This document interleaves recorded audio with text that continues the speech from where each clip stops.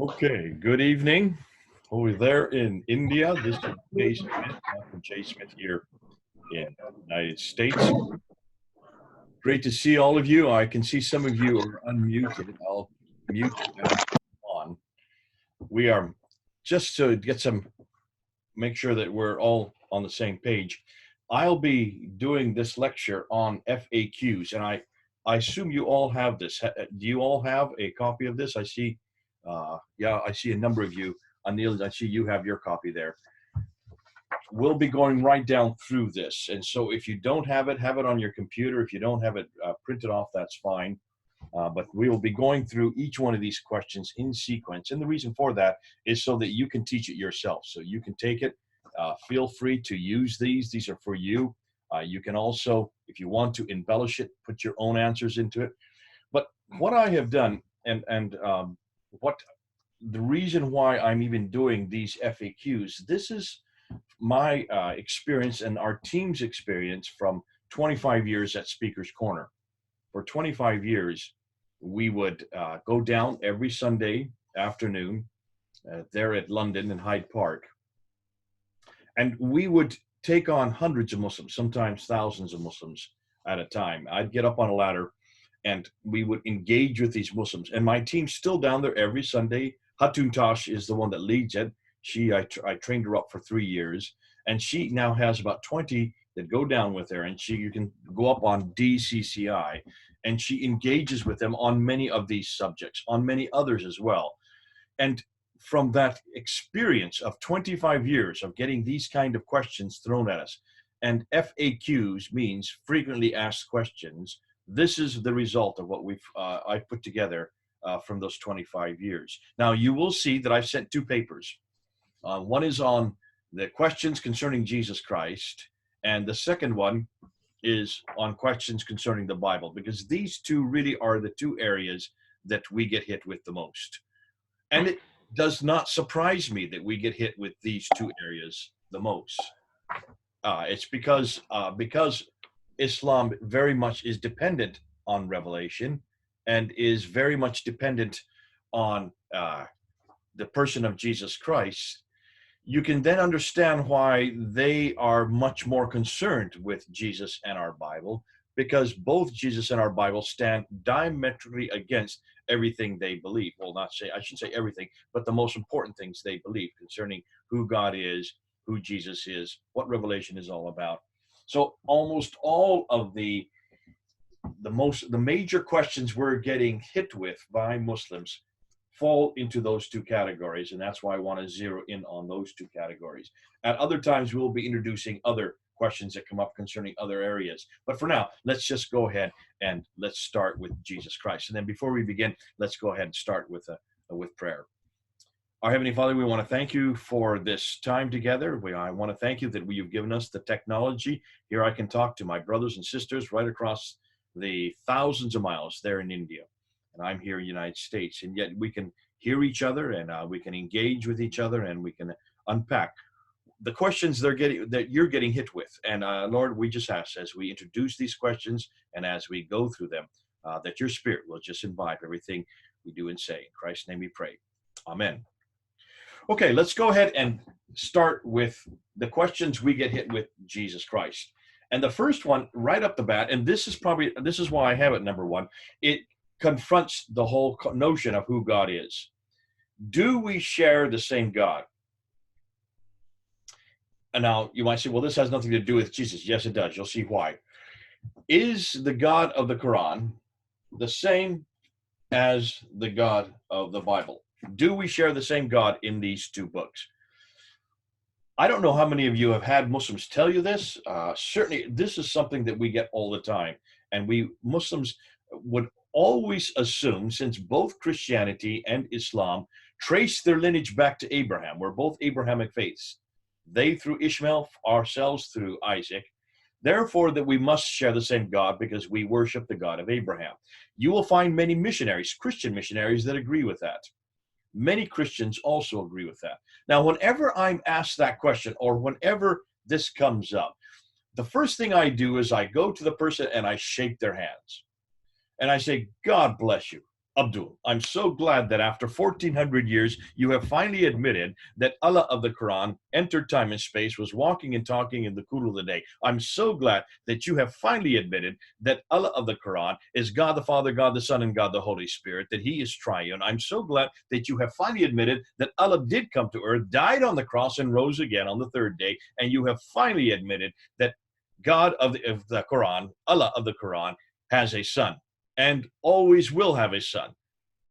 By that time, they usually take their hand out of mine and they recoil and they say, no, I never said that. And I say, no, but that's what you mean. If you're going to say we share the same God, then I'm going to define who that God is. Now, notice what I've done. I've really stipulated the 4 areas that we disagree with Islam right there. Those are the 4 major areas that we disagree concerning who God is. Our God can enter time and space.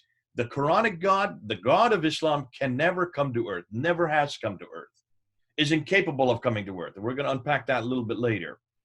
The God of the Quran and the God of Islam and the God of the Muslim that you're talking to does not believe in the triune God, God the Father, God the Son, God the Holy Spirit. The God of the Quran is always just one, a monad.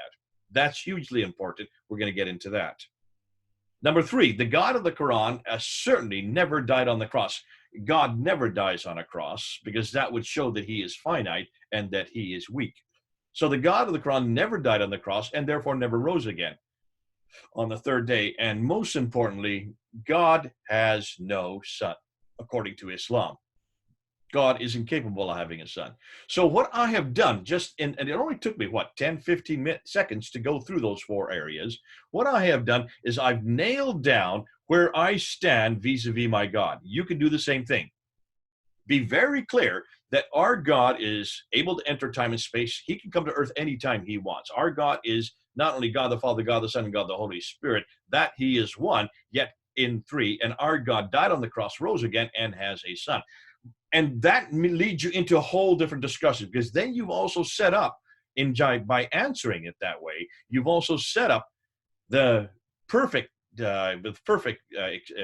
discussion on those 4 points. And that's what I want to talk about anyways.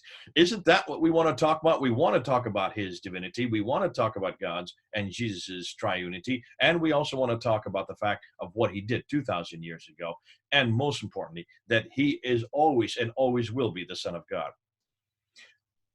At the same token, I'm simultaneously helping other Christians who are confused on this, because I hear Christian after Christian who admits, for the sake of discussion, for the sake of commonality, for the sake of trying to break down all these seeming bridges we have with Islam, that they fall into this trap that they want to suggest we share the same God. We do not share the same God, not at all.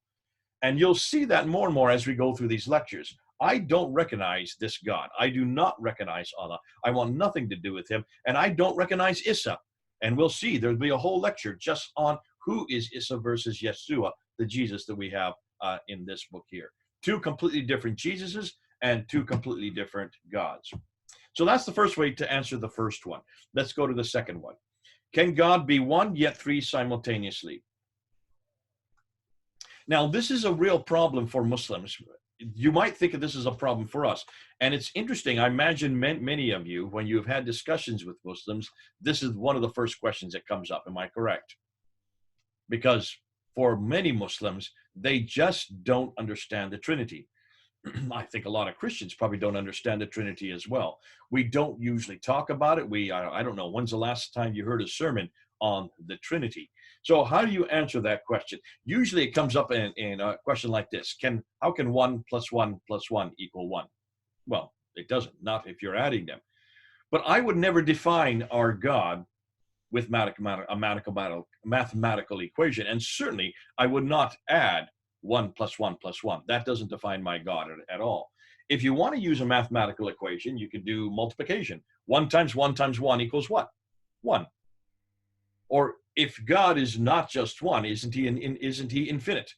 If he's infinite, then infinity plus infinity plus infinity, or multiplied, is always 1. But please be careful about using categories like that, and please be careful about defining God in those kind of categories. He's much greater than that. So how do we do, and what do we do with how can God be 1 yet 3 simultaneously. What I like to do is find out whether they're very serious about this question. Ask them right off the top. Listen, the only way, and this is what I usually do, I say, listen, the only way I can really answer that question on the Trinity is to go back to Scripture. The only way that I can find out and understand who God is as a triune God is in this book right here. Are you willing to come back and actually have a study? We can go right through verse after verse after verse. See how they answer that, because 9 times out of 10, they won't want a Bible study. They will say, oh no, this book is corrupted. How can we go back to this book? Then you've got to deal with that question. And we'll get to that when we get on the Bible. You've got to deal with that question.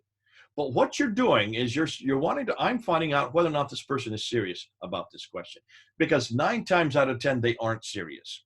They really do not care about the Trinity. And they don't want you to define the Trinity, because in their mind, they have been told, and this is what they're all told, that the best question to ask Christians is the Trinity, because it's the one that confuses Christians the most. And that is true. Many Christians I know do not know how to defend the Trinity, let alone define it. And that's why it's difficult to take this on in a public context, especially if there are many other Muslims around you who are listening. More than that, once they ask the question about the Trinity, you usually never get off it. They can stay on it all day. And we've had this problem over and over again there at Speaker's Corner. And so what we say is always make sure that if they really do want to talk about the Trinity, that they're serious about this question. See if they're willing to come back to Scripture. If they aren't willing to come back to Scripture, and they are not willing to open up these pages with you as you go through verse after verse, there are so many verses, you can start with Genesis 1:1. Start with the very first verse of the Bible to see the Trinity. But if they're not willing to do that, then say, well, listen, we're wasting our time. Because I don't care about my opinion. I don't care about your opinion. That's not what's important right now. What I do care about is something we can both talk about. So go on to another subject. I'll talk about God's character. Talk about Jesus Christ. Can he be God? Does he ever claim to be God? These kind of questions. Go into other questions which you can talk about rather than just the Trinity. Now, nonetheless, you're going to have to answer this question on the Trinity. Let me irrigate my throat with my iced tea. So what I suggest is this. Ask Muslims whether or not they define God, their Allah. Do they have definitions for who he is? And the answer is yes. The Quran has 99 names for Allah. There are 99 names which you can get. And the first 2 that are most important, the first 2 that are used the most, are right there in the Fatiha, the very first verse of the Quran. Bismillah al-Rahman al-Rahim. Bismillah. Praise be unto Al-Rahman al-Rahim, the compassionate one, the merciful one. So there you got right there 2 names for God. The compassionate one, the merciful, Rahman al-Rahim. A third one that I like to interject is the 47th name for God, which is Al-Wadud, which is the loving one. So right there, I've got 3 of the most common names for God, the most important names for God. And ask your Muslim, are these 3 names, Al-Rahman, Al-Rahim, Al-Wadud, the compassionate one, the merciful, the loving one, are these 3 names his eternal names? They have to say yes, because you don't create names as you go along. These have always defined him. And if God is always defined, he must have eternally been defined by these names. So say, okay. So these 3 names, take a look at them. Compassion, mercy, love.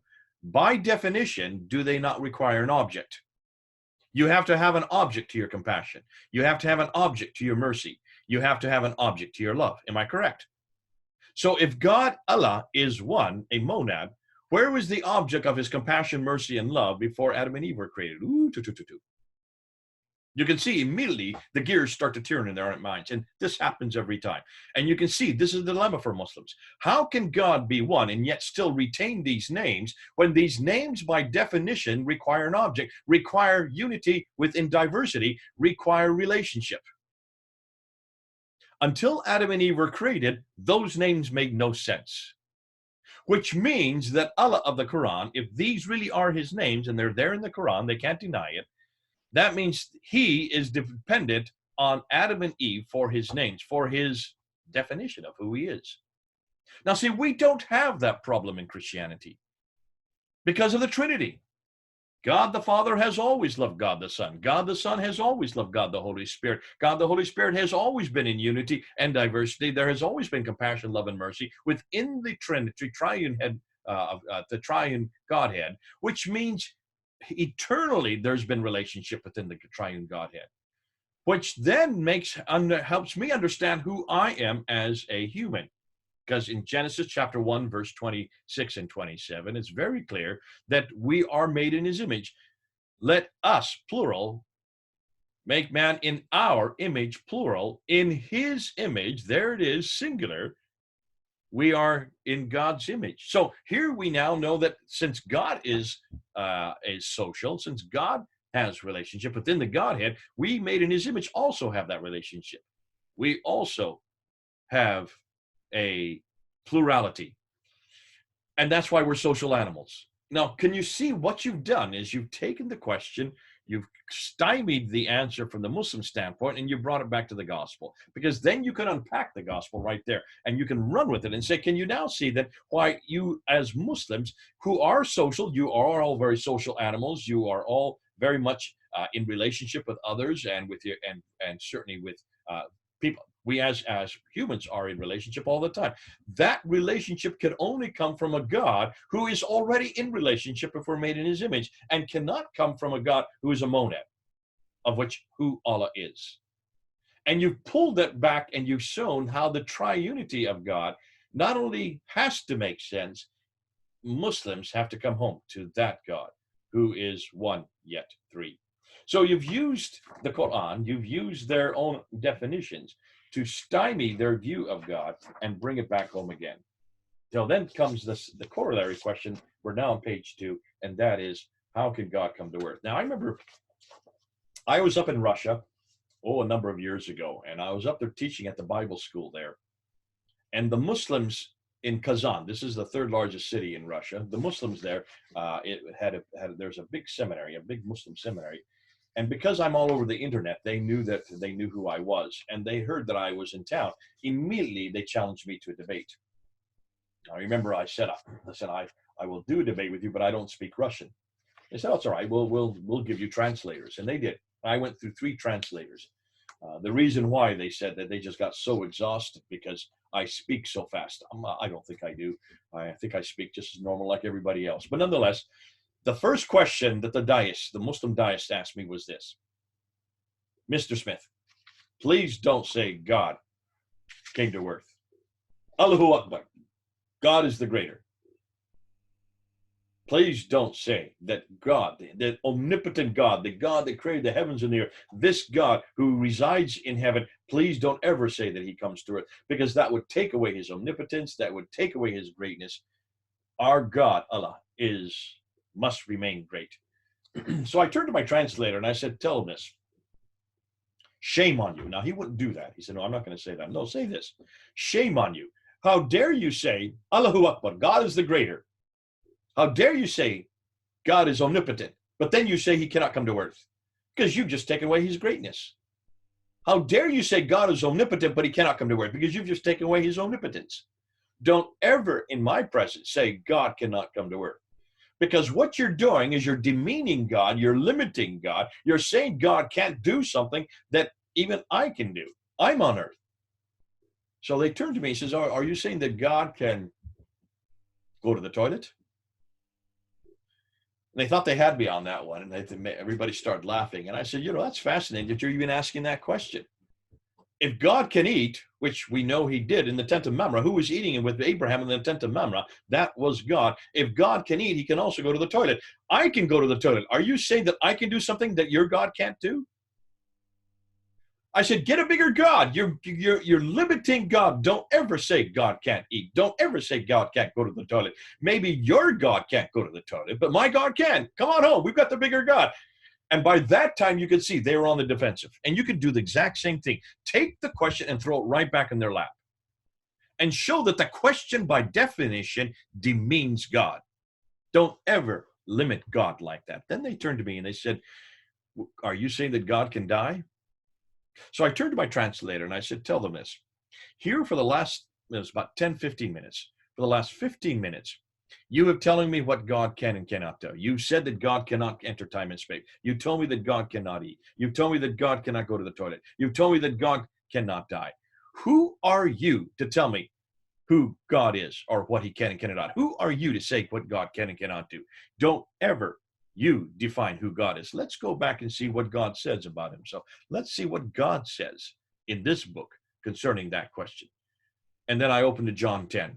In John 10, it's very clear that the Son of Man can lay down his life and take it up again. My God can die anytime he wants. But look at what God is saying in just that chapter. In John 10, he can lay down his life. That's happened on Friday. That's the day that the Muslims celebrate. They celebrate Friday. But my God, I don't celebrate Friday. Why? I celebrate Sunday. Why? Because Friday's here, but Sundays are coming. And it's Sunday when he rose from the dead. Though you Muslims keep celebrating his death, I celebrate his resurrection, his coming out of the dead, his coming to life again. My God, and he says it right there in John 10, for the Son of Man can lay down his life, but go for the second part and take it up again. Only God can lay down his life and take it up again. What he's doing simultaneously, he's saying what he's going to do, that yes, he's going to die, and yes, he's going to rise from the dead, but he's also saying, I am God. Because only God can lay down his life and take it up again. So there's a clear claim of his divinity right there. So you're killing two birds with one stone by even answering that question. It was pretty clear by the end of that debate that they would not go on. They did not question this anymore. And you can do the same thing just by simply saying, please don't ever limit God. And if you don't believe that God can do this, then maybe your God's too small. Get a bigger God. Come on home. His name is Jesus Christ. And introduce him to that.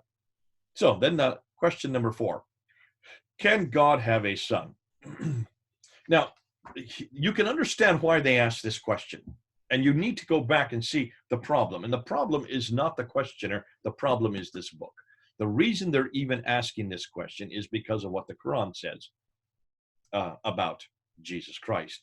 And the verses I have there on your sheet there, the verses you need to look at are chapter 4, verse 171, chapter 5, verse 17, chapter 5, verse 72, chapter 5, verse 75, chapter 5, verse 116, and chapter 6, verse 101. So 4 of them are within chapter 5 of the Quran. I'm in Surah 5. Let's go through real quickly, and I'll show you why the Quran has these problems and why Muslims even have to ask this question. Can God have a son? Well, in chapter 4, verse 171, it's very clear. Say not 3, for God is one, and he has no son. That's in chapter 4, verse 171. So it's attacking his divinity, it's attacking the Trinity, and it's attacking his sonship. Those 3 things within one verse. In chapter 5, verse 17, it says that God cannot be the Messiah. Jesus, they know, is the Messiah. 11 times in the Quran, he is referred to as Al-Masihu, which means the Messiah in Arabic. So he is uniquely given that title, the Al-Masihu. But that title is a human title. It is not a divine title as it is in the Bible. So they're attacking. God cannot be this man, Jesus, because Jesus is the Messiah, and the Messiah is not God, according to Islam. Chapter 5, verse 72, God can have no partners. Now, this comes up all the time. And in fact, it's fascinating because this is the one that you'll find on the earliest coins. We're going to be doing a talk on the coins. If you have any doubt what's happening, go up on Pfander Films on my YouTube site and take a look at in the last month and see what I've been putting up there. I'm putting up about every 2 days now a new video just on the coins. But what we're finding is that the earliest coins, when Islam finally came into being, and we can now see the sequence, we can see the evolution of Islam by looking at the coins in the 7th century. And up until 692, there was no Islamic reference on any of the coins. All the coins showed that the Arabs, up until 692, remember Muhammad died in 632, for 60 years, all of them were either Christian or Zoroastrian. There was none of them were Muslim at all. Not until you have Abdul Malik introduce it in 692. There could be also Ibn Zubayr who introduced it in 687. But what's interesting is take a look at what was introduced on those coins, especially the coins that he introduced in 696. Because what you see there is the Shahada. There's only one God, And he has no associates, and he has no partners. This comes from chapter 5, verse 72. That's why it's there. The earliest reference that we have of any Islamic material on any object, this is also introduced on the Dome of the Rock, and it's also introduced on the protocols. All attack this idea that God could have a partner or that God could have an associate. So you can see why this is hugely important to them, and that's why you have chapter 5, verse 72. And then chapter 5, verse 75. So you have 3 verses later, it says that Mary and Jesus could eat, but God cannot eat. Therefore, how could Mary and Joseph be gods? Now, so you can see this is a real problem. And then chapter 5, verse 116. God turns to Jesus or Isa and says, is it true that you and your mother are to be worshipped as gods, assuming that Mary is part of the Trinity? And we end then with chapter 6, verse 101, where it's very clear that God can have no consort. God can have no wife, can have no son, can have no wife. Now, look at those, and I've given you 7 verses there. 1, 2, 3, 4, 5, 6 verses, sorry. 4 of them in chapter 5, 1 in chapter 6, and 1 in chapter 4. Now, can you see, where is the problem here? Well, the problem are those verses. Every one of those verses is incorrect, and you need to say this, and you need to confront those verses. But the Muslims are stymied by those verses because they have to, therefore, read them and acknowledge them, and therefore look at Jesus by using them. So you can see the problem. Not one of those verses is correct. We would not agree to any of those verses. Certainly, Jesus is not the associate of God. He is not the partner of God. He is God. God doesn't have any partners. We're aware of that. We're very agreed with him on that. Jesus is not the partner of God. Yes, God can eat, because God was eating in the tent of Mamre with Abraham. So if they believe that we share the same God, ask them to go back to Abraham and ask them who was eating in front of the tent of Mamre with Abraham if they don't believe that God can eat. And God can have a son. Jesus is the Son of God, has always been the Son of God, will always be the Son of God. That is not in question, but it's not a biological son. And what in the world is Mary doing in the Trinity in chapter 5, verse 116? That's a huge error. Whoever wrote that verse had not talked to Christians, had not read the Bible, and has no idea of what we claim, because we do not believe that Mary is part of the Trinity. And as far as God having a wife in chapter 6, well, I would ask them, where does that come from? Since when is Mary the wife of God? I don't recall that. Now, I know there are some Catholics that intimate that, but none of us who are talking here or who are listening here, none of us would ever agree to that. So you can see the problem is the Quran, and you need to point that out. This whole idea where Jesus having a son must be confronted, and the Quran, you must confront it. Now, you can go one step further. In the Quran itself, in chapter 2, verse 177, chapter 2, verse 177, it talks about a traveler, someone who's going from one place to another, who is a Ibn ul-Sabili. Ibn ul-Sabili means son of the road. So it's obvious that in this verse, a son of the road is a traveler. Now, hold on a minute. Son of the road is sonship. Does that mean that traveler has a biological relationship with the road? Absolutely not. And no Muslim reading that would even intimate that this, therefore, is a biological relationship. So sonship in the Quran also accommodates not just biological sonship, but accommodates relationship. And that's the thing you need to zero on. Now, in Arabic, it even helps you out, because Arabic, there are 2 different words for son. You have ibn, which is the relational, and you have walid. Walid would be the biological son. In every case, Jesus is called Ibn Allah, Ibn Allah, Ibn Allah in the Bible. Whenever we translate into Arabic, he is not called Walid Allah. Walid would be thus the biological son of Mary. But the fact that he's given Ibn, so even in Arabic, it distinguishes between the 2. And we need to say the same for those who speak Arabic. Now, there in India, not many speak Arabic, so you're going to have to define it and help them out. But certainly in the Quran, you have this help in chapter 2, verse 177, and say, even you know that sonship is not always biological. And another thing you can do, Anil, you're from India, are you not? Yeah, so that means you are a son of India, am I correct? Yes. Now, does that mean, Anil, that you are born from the ground of India? No. Do you have any relationship with the land that you belong to? No. So already I understand you when you say I'm a son of India. That means that you inherit everything that India gives you as your citizen. That's all it means. And that's what we're saying about sonship of Jesus Christ. He is the Son of God. That means he inherits everything that God is, which means he inherits his divinity. So really, this is a divine title, which makes Muslims even more angry when they realize that we're not talking about biological relationship here. We're talking about the inheritance of relationship. So he inherits everything that God is, so is Jesus. Which he basically what he's saying when he's every time he claims to be the Son of God, he is saying, I am God. Ooh, I love that. So you're actually strengthening the whole title and you're showing what the Bible says about it. And that's why when Jesus was there in the Sanhedrin, when he was being questioned by Caiaphas there in the Sanhedrin, one of the first questions Caiaphas asked him is this question: are you the Son of God? Not a son of God. We're all sons of God, all of us. But the Son of God with a definite article is the divine term, is the divine title. So when he was being questioned, this is what Caiaphas was doing. We need to understand scripture on that point. So sonship is absolutely important. We need to realize that sonship, it does not imply, it does not intimate biological relationship, it inheritance. It is a relational title of which Jesus and God are Son and God the Father. Now, number 5. Where does Jesus ever say, I'm God? You get this all the time. Muslims say, listen, if you could show me anywhere in the Bible where Jesus says, I am God, I'll become a Christian. Now, please do not cheapen and make sure that they don't cheapen what it means to become a Christian. That's not all it takes to become a Christian. But nonetheless, we need to answer that question. So where in the Bible does he say, I am God? There are 2 places I like to go to. There are many places you could go to. Let me just suggest 2, and they're on the paper there.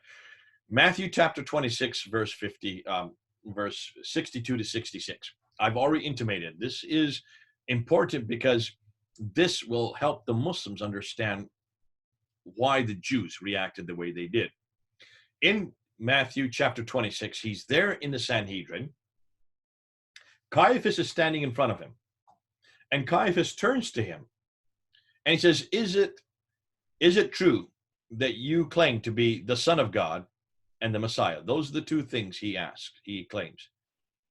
What do you think and why is he asking those 2 things? Well, because the Son of God, according to every Jew, inherits everything that the Father inherits, like I just said in the last question. So every Jew knew that when the Son of God came, and they knew that he was coming, that God himself was coming. And that you see in Isaiah chapter 7, verse 14, where Isaiah says, for this shall be a sign, a virgin will conceive and bear a son, and when he shall come, he shall be known as Emmanuel, God with us. So when the Son comes of this virgin, he will be God with us. That's in Isaiah 7:14. So every Jew knew they were waiting for this God with us, God who comes to earth, God who is able to walk and talk in the cool of the day, God who will be amongst us. God can do that for a Jew. That's not a problem. For a Muslim, it's a problem, but not for a Jew and not for us. So when Caiaphas was asking us, he was talking about that son, not about a son like you and I are. Messiah, every Jew is waiting for the Messiah. They're still waiting for the Messiah. And every Jew knew that the Messiah was defined as the anointed one. That's what Messiah means, the anointed one. Anointed for what? Well, Caiaphas knew that the anointed one would be anointed to save. Who couldn't save but God himself? So when the Messiah comes, that would be God, who his function was to come and save. And that's why Caiaphas asked him these 2 questions. Are you the Son of God? Are you that Son of God? Are you the Messiah? Are you that Messiah? Because remember, there were about 100 Messiahs that came and went in that time period. But they were waiting for the Messiah who would be anointed to save them, who would come to save them. Now, what did Jesus respond? It is as you say. So he accepted those 2 titles, but he then added a 3rd one. He then went on and he says, for you shall see the Son of Man coming in the clouds, referring to Daniel chapter 7, verse 14. I'm making it real easy for you guys and gals. Remember, I said Isaiah chapter 7, verse 14. Now I'm giving you Daniel chapter 7, verse 14. 7 is the perfect number. Double that is 14. Very easy to remember it. In Daniel 7:14, it defines who the Son of Man is. Now, Muslims love to talk about the Son of Man. You will hear many Muslims will bring this up in conversation. Jesus is not God. He is nothing more than Son of Man. See, Dr. Smith, we've proved it to you. Even Jesus uses that title more than any other, and that's true. He calls himself the Son of Man 25 times, proving that it's a very important title for him. So who is the Son of Man? The Muslims think he's just the man by being the Son of Man. That's not what Daniel is saying. Daniel is very clear that the Son of Man, not a Son of Man, you're a Son of Man, I'm a Son of Man, but the Son of Man, definite article, from every time to every time. What is it? From the beginning to the end. He is the Alpha and the Omega. He always existed. And he has dominion over all tribes, nations, peoples, and tongues. Who can be from all time, from beginning to the end? Who has dominion over all peoples, nations, tribes, but God himself? When Jesus mentioned this, remember, he was referring to Daniel 7:14. When he referred to this, what was the reaction of Caiaphas? He tore his robe and turned towards the Sanhedrin and said, what further proof do we mean? This man has blasphemed. This man, a mere man, was claiming to be the Son of Man, was claiming to be the Messiah, was claiming to be the Son of God, the three divine holy names. Now there's a fourth, and the fourth one is in John chapter 5, verse 58. John chapter 5, verse 58. Jesus is in the temple. Therefore, he would be speaking Hebrew, because that's what they spoke in the temple. Not Greek, not Aramaic, possibly Aramaic, but more than likely he was speaking Hebrew. And he was being questioned by the Jews there in the temple, and they were saying, how can you know Abraham when you're not even 50 years old? You're not even 50 years old and you say you know Abraham. And what did Jesus reply? Before Abraham was, YAHWEH. Now in English, that's I am who I am. But YAHWEH is what he would have spoken there, because they wouldn't have spoken English in the first century. English didn't even exist that early, I don't think. So he was using the Hebrew term that you find in Exodus chapter 3. Remember when Moses, before he wanted to go down, he didn't want to go down. Obviously he didn't. He tried to get out of it, but God wanted him to go down to Egypt to bring out the Israelites who were in captivity. And he kept on trying to get out of it, trying to come up with one excuse after another. Finally, he turned to God and he says, what is your name? What is your name? And in verse 15 of Exodus there, he says, at that time, God responded to him, YAHWEH, ego eimi in Greek, I am who I am in English. YAHWEH, this is my name. And then in verse 15, he then goes on and says, and this shall be my name from generation to generation. This shall be my holy name forever, is what he was saying. So when Jesus used that name in the temple, claimed it for himself, before Abraham was, I am, YAHWEH, ego eimi in Greek. Look at the reaction of the Jews. They took up stones to stone him. Why? Because this man, this mere man, who's standing in front of them, was not even using the holy name. You don't even pronounce the holy name. When a Jew came across it in scripture, they had always put Adonai there, because it was such a holy name. It was God's unique name. It was God's personal name. It is God's eternal name. And yet Jesus was not only pronouncing it, he was claiming it for himself. He was claiming to be that God. I am who I am. Can you then understand why they wanted to kill him? And that's why when you want to ask, where did Jesus ever say, I am God? Go to Matthew chapter 26, verse 62 to 66. Go to John chapter 8, verse 58. John chapter 8, verse 58. Now, number 6. I hope you still have your paper in front of you. Isn't Jesus too inferior to be God? Where does this come out? In Matthew chapter 24, in Matthew chapter 28, and in John 14, we have references after reference where Jesus claims to be inferior to the Father. The Father is greater than I. We find him praying to the Father in the Garden of Gethsemane. And only God, not he, knows the end of times. All of these examples suggest that Jesus is inferior to God the Father. And so you can see why the Muslims are bringing this up. If he truly is God, then how can he be inferior to God? How can he be inferior to God the Father if he truly is God? And the answer on the next page is Philippians chapter 2, verse 6 to 9. Just go and open up your Bible. In chapter 2, verse 6 to 9, it's talking about Jesus Christ. He who did not consider equality something to be grasped, humbled himself and took on the form of a man. There's your answer right there. So it's not that Jesus is being elevated to divinity like Muslims believe we're doing. We're taking a mere man and we're elevating him to the status of divine. That's not what's happening here. It's the other way around. God, who was in heaven, humbled himself and took on human form, came to earth as a human, which means he took on all the incapacities of a human except one. He did everything we did except one. So what is this one thing he didn't do? Well, he never sinned. By his nature, he cannot sin. He has chosen never to sin, therefore he never would sin. And that's why it's fascinating. You can bring in in the Quran, Surah 19, Ayah 19, where Gabriel comes to Mary and says, truly, I'm giving you a righteous son, a sinless son.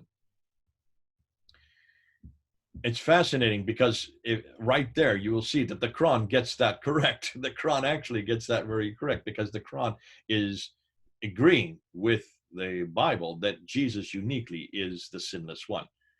And that's what makes him distinct from all other humans. All of us sin because of the fall of man in Genesis 3. We are all imputed with that sin except Jesus, which suggests to me very clearly that if he does not sin, if he is the righteous one and is the only righteous one, that suggests to me very clearly that there's something unique about Jesus. And you can use that as a bridge. But nonetheless, here you've got in Philippians 2, he takes on himself all the qualities. Now, Muslims will be confused by that. Well, how can he take on all the qualities? Because doesn't that diminish his divinity? And we all say that Jesus is 100% human and 100% divine while he was on earth. He never lost and diluted, except, and this is where I helped him. Except qualitatively, to humble himself, take on human form, he had to qualitatively take on certain weaknesses. Now, how do you explain that? What I do. When I was in England, I always say this, take a look at myself, and you can do that as well. When you travel, you're in a different place, am I correct? So when you leave wherever you are, whether it's in Bangalore or whether in Hyderabad or they're in Mumbai or wherever you are, I'm not sure where any of you are, where you're situated, but whenever you leave India and go to another country, let's say you come to America. When you're in America as an Indian, qualitatively, you are less of an Indian, am I correct? And the answer is yes.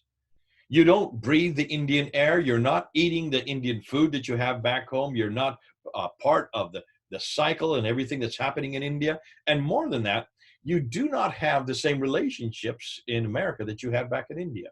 So you are less qualitatively of an Indian while you're in America than when you were in India. Qualitatively, you were less of an Indian. Sorry, it's the other way around. Let's start this again. Not qualitatively, quantitatively. Boy, I got my cues incorrect there. Disregard what I've said in the last minute.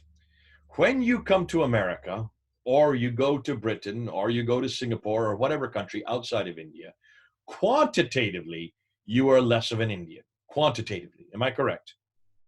Anil, I see you shaking your head. You agree with that. So you are quantitatively less than an Indian, just as when I went to Britain, I was quantitatively less than America than when I was back in America. And that's the same way when God took on human form quantitatively, he had to then live as a human, which means he came as a child, as a weak child. He had to be taken care of by his parents. He had to be fed. He had to go to the toilet. If you pricked him, he bled. If you tickled him, he laughed. So he had quantitatively, he had all the infirmities of a human. Qualitatively, however, by leaving India and coming to America, are you qualitatively less of an Indian? And the answer is no. Your Indian passport tells me that you are still 100% Indian. Are you following me? So qualitatively, coming to America, you are still 100% Indian. Quantitatively, you are less of an Indian while you're here. And that's what I I showed that and I helped Muslims, and I think most everyone that's heard that has understood. So what you're saying and what we're saying is, when God took on human form, quantitatively, he was limiting himself. And that's what it means in Philippians 2, to humble yourself, take on the infirmities, take on all the weaknesses of being a human for those 33 years that he was on earth. But qualitatively, he never lost any of his divinity. And that's how it helps. Now, how do we explain that? I can't explain that using science. I can, because there's no way to define that through scientific method. That goes way beyond anything that we can explain. But we can see that because we can see all the way through that he never diminished at all his divine status. And that's why he never sinned. While he was on earth, he never sinned. But he still had to go through all the infirmities we had while on earth those 33 years. So why did then he need to die? Number 7. Now, this is the foundational question. This is the foundational question, I think, for almost all of us. What I know the tendency is that we have in Christianity that we like to defend the resurrection. And the reason why is because that's what Paul says. Paul says, unless he rose from the dead, we're all damned, which is true. We are all damned if Jesus never rose from the dead. And we seem to zero in on the resurrection all the time in our discussion. With Muslims, you can't do that. With Muslims, don't talk about the resurrection. Go right to the crucifixion. Because for Muslims, the resurrection's not a problem because he never died. If he never died, obviously there's no resurrection. If he never died, obviously people saw him days later. Obviously the disciples saw him. That's not a problem for them if 500 people saw him after his death because he never died. And the reason is because of chapter 4, verse 157 in the Quran. In chapter 4, verse 157, it's the only verse in the Quran which says this. In chapter 4, verse 157, it says very clearly, "For they killed him not, they thought it was so, another was given his image. For they killed him not, another was so, another was given his image." So what that says is that Jesus did not die, and it says clearly then after that, "For truly he was not crucified." So you have to zero in on that verse. You have to zero in on that contradiction. And to do that, I'm going to look at 5 areas. These are 5 areas. We're going to go through them very quickly, which you can use. And I've got them there on your sheet. Number 1, if Jesus did not die, I'm sorry, this is not the crucifixion. I'm going wrong.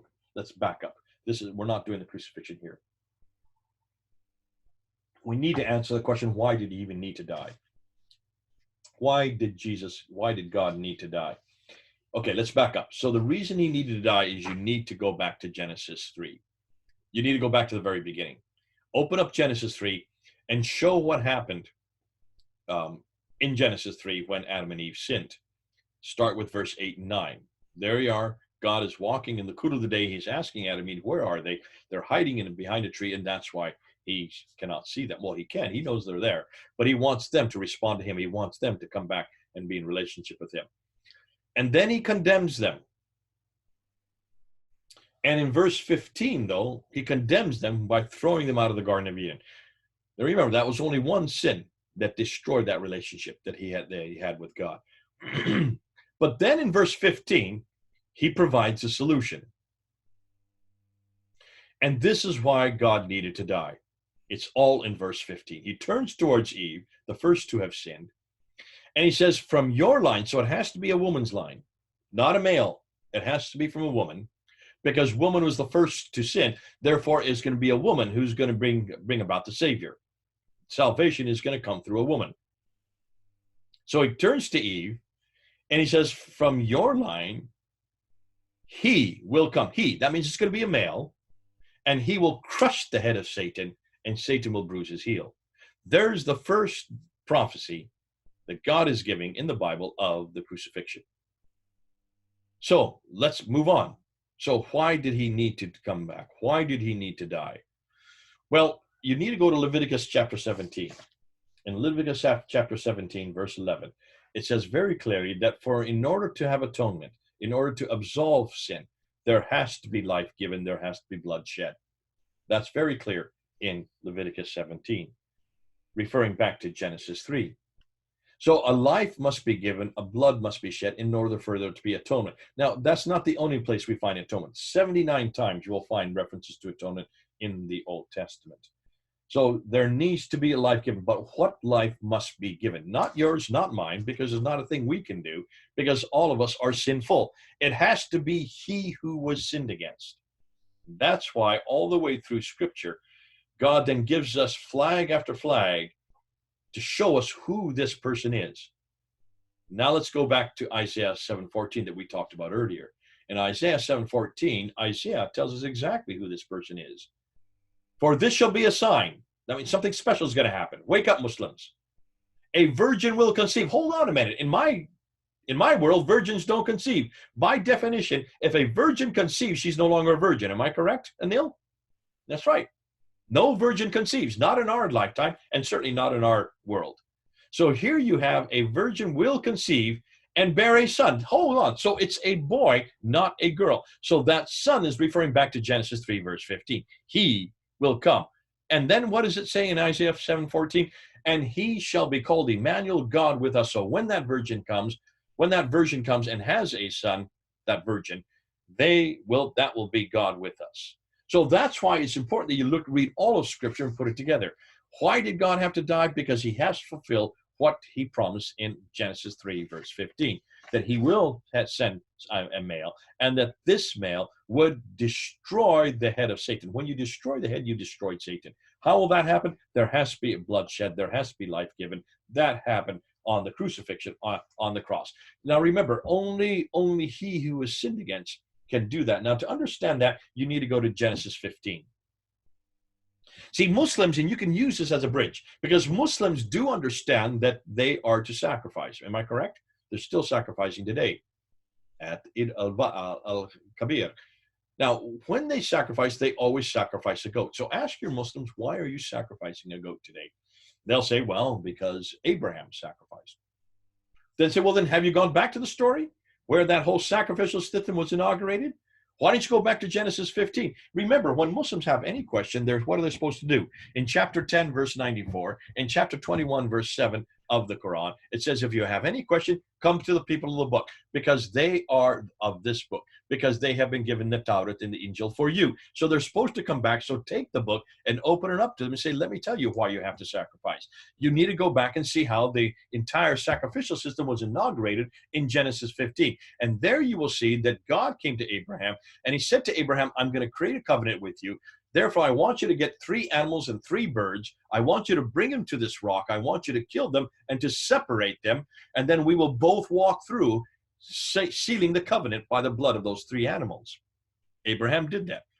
He took the 3 animals, killed the 3 animals, split their carcasses on the rock, with the anticipation that both he and God were going to walk through. But what did God do? What did God do? God put Abraham to sleep. Abraham never walked through. Only God went through as a fiery brand. And this was the inauguration of the whole sacrificial system, inaugurated with Abraham, that Muslims are still doing today. Tell them that they need to go back to that story and say that this sacrifice is not something you can do. This is only something God can do. That sacrificial system was inaugurated by God to say to the world, this is something only I can do. This is me, the one that I promised to Adam and Eve back there in Genesis 3. This is me, the one that's going to come as a male, he, and I'm going to come through that sacrifice to destroy the head of Satan. This is me. This is the one that Isaiah promises in Isaiah chapter 7, verse 14. It is me who is going to have to do that sacrifice. That's why we know that that sacrifice is God himself. It could only be God, because we are incapable of being sinless. It has to be the sinless one. It has to be he who has no sin. It has to be he who is sinned against. And remember, all sins impinge back on God. So here you have Genesis 3 going back to Genesis 15. Just bring those two together to show them that this was done 2,000 years ago by Jesus on the cross. So number 8, how can anyone take on our guilt? This is a correlate question, the one we just said. We just entered the question of why is it God had to come to earth? Why is it God, as it said, had to humble himself and die. And the reason is because of atonement. We need to be atoned from that sin. So how can one man's sin atone for all of us? And the reason the Muslims are asking this is because of two verses in the Quran. In chapter 6, verse 164, and in chapter 53, verse 38, it's very clear that no man can take on the sin of another, that you cannot take on my sin, I cannot take on your sin, I can't even take on my own sin. Why? Because everybody's sin, well, I can take on my own sin according to Islam, but according to Christianity, I can't. But according to Islam, everybody is responsible for their own sin. So therefore, Adam and Eve's sin was their own sin. They're responsible for that sin. We cannot be imputed with their sin. And that's why these two verses are in the Quran. Chapter 6, verse 164, chapter 53, verse 38, is to hold Muslims accountable and say, no, you're not imputed with Adam and Eve's sin.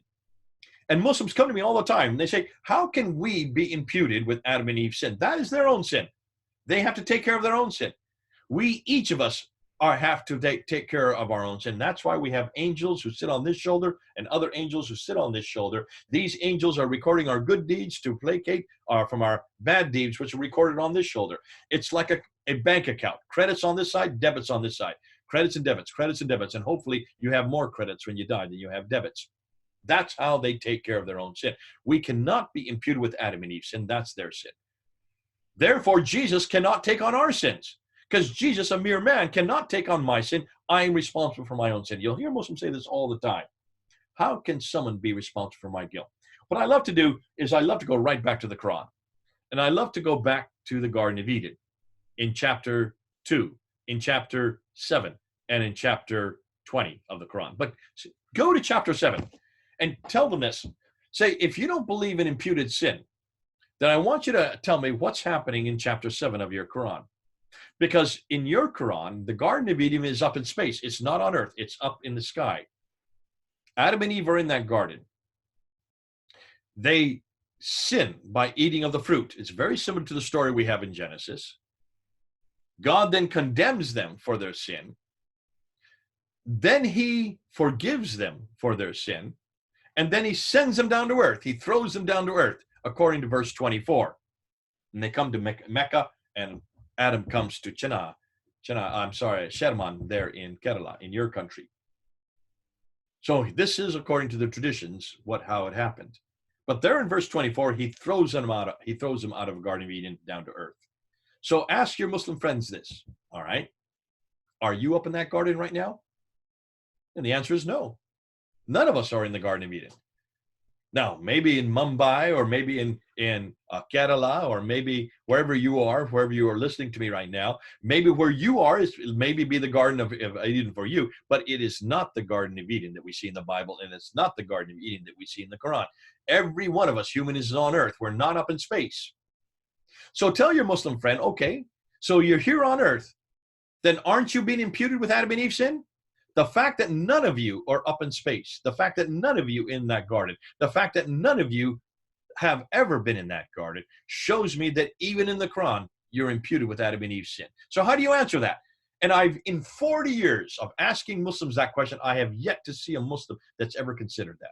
They had no idea that the whole problem of guilt is also endemic in the Quran. Because every human is on earth. Not one of them is up in the Garden of Eden. So they'll say, oh, no, because we're not up there because we're being tested. I said, so you're being tested like Adam and Eve were tested. Why aren't you being tested in the Garden of Eden like they were tested in the Garden of Eden? So just keep on stepping it back. The Quran is absolutely imbued with what we call the fall of man. The fall of man is also there in the Quran. So then go to the next step and say, well, then how are you going to get back up in that garden? The fact that you are also imputed with Adam and Eve's sin, then what are you going to do with chapter 6, verse 164? What are you going to do with chapter 53, verse 38? Because that's an internal contradiction. And what you've done is you use the Quran against them. And that's a real problem. And then say you don't have any idea how to get back up into that garden. But in fact, you want to know how to get home again. There's no way you can do it through the Quran. Come on back to the Bible. Come on back to the Bible. But then also, you've got to say that the reason that we don't have about guilt, let's look at that man on that cross. Ask the next question. What about that man on the cross? In chapter 4, verse 157, it says that another man took his image, that God took the image of Jesus, put it on this other man, and that man died. Jesus didn't die. That man died in his place. Now, isn't that a contradiction? Because that contradicts chapter 6, verse 164. That contradicts chapter 53, verse 38, because that man on the cross was taking on the guilt of Jesus. So there's another internal contradiction. Deal with it. Thank God we don't have that problem. And that's why you can just throw these questions right back in their laps. But more than that, say, what about that man on the cross? If he wasn't Jesus, what was he doing there then? And how does that absolve you from your guilt? Because it cannot just be a man on the cross that dies. It has to be God himself. It has to be he who was sinned against. It has to be he who was sinless. And there's only one person that's sinless, as we've said over and over again today, and his name is Jesus Christ. So, was Jesus crucified? And maybe this should really have been question number 7. Really, that should be the first that we should have got. So let's deal with that, because this is probably the most important question. As I said earlier, you've got to deal with the crucifixion. You've got to deal with the crucifixion. Now, I'm going to give you 5 ways, 5 problems with the Quran and chapter 4, verse 157, because that's the only verse in the Quran that says he wasn't crucified. The only one. And the first one, let's start with the internal problems. The Quran by itself, internally, contradicts this. It says in chapter 4, verse 117, that truly they killed him not. They thought it was so. Another was given his image. That's true. That's in chapter 4, verse 157. But in chapter 19, verse 33, it's very clear that Jesus himself claims that he was crucified. Blessed be me. And he's speaking as a child. He's speaking as an infant. Blessed be me, the day I was born, the day I die, and the day I rise again. So here you see Jesus himself intimating that it should be the other way around. Jesus himself was intimating that he was going to be born, that he was going to die, and that he was going to rise again. Showing and proving to me that as far as Jesus was concerned, he did die and he did rise again. Now, Muslims will say, no. This is nothing more. This is nothing more than he's talking about when he comes back in the future, that he'll come back a second time. The problem with that is, look at chapter 19, verse 15. The same chapter, verse 15, you see John the Baptist, his name is YAHWEH, saying the exact same thing. Blessed be he, the day he was born, the day he dies, and the day he rises again. So there you have 3 references in the same chapter of John the Baptist doing same rising and dying again. Now, there are other references. You can go back to chapter 3, verse 55. I don't have that in your notes. I'm just looking. It's not in your notes. Put it in your notes. Chapter 3, verse 55, and chapter 5, verse 117. Also, if you go chapter 3, verse 55, now be careful, because in the English, they have mistranslated it. In the Arabic, it says mutawafika. Mutawafika means, and it's God saying, I will mutawafika. I will cause you to die and raise you to myself. I will cause you to die is the translation.